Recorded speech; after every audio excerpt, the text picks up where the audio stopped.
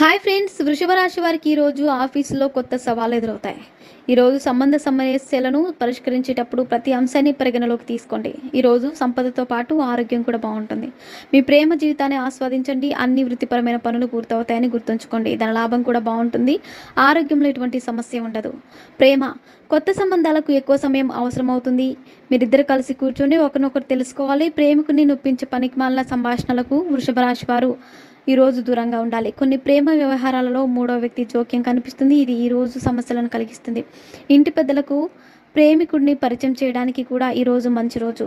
వివాహిత పురుషులు వివాహేతర సంబంధాలకు దూరంగా ఉండాలి. ఒకవేళ మీరు తప్పు చేస్తే ఈ రాత్రికే మీ భాగస్వామి తెలుసుకుంటారు. హిల్ స్టేషన్లో విహారయాత్రను మీరు బాగా ఆస్వాదిస్తారు.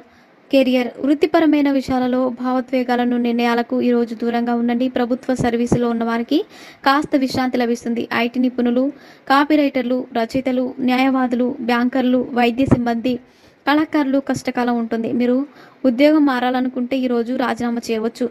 జాబ్ పోర్టల్లో ప్రొఫైల్ అప్డేట్ చేయండి. కొద్ది గంటల్లోనే మీకు ఇంటర్వ్యూ కాల్ వస్తుంది. వ్యాపారస్తులు కొత్త వ్యాపారాలు ప్రారంభించడానికి ఇది మంచి రోజు.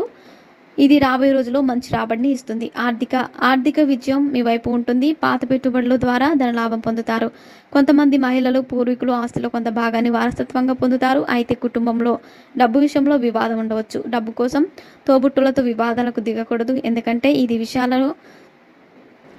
విషయాలను కష్టతరం చేస్తుంది. రోజు ద్వితీయార్థం ఆస్తి లేదా వాహనం కొనుగోలు అనుకూలంగా ఉంటుంది. పెట్టుబడుల పరంగా ఇబ్బందులు ఎదుర్కోవాల్సి వస్తే నిపుణులు సంప్రదించాలి.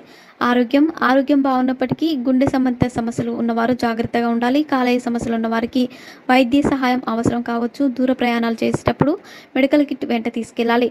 మెట్లు ఉపయోగించేటప్పుడు జాగ్రత్తగా ఉండండి. స్త్రీలు బరువైన వస్తువులను ఎత్తేటప్పుడు జాగ్రత్తగా ఉండాలి. మరిన్ని ఇంట్రెస్టింగ్ అప్డేట్స్ కోసం మా ఛానల్ని సబ్స్క్రైబ్ చేసుకోండి.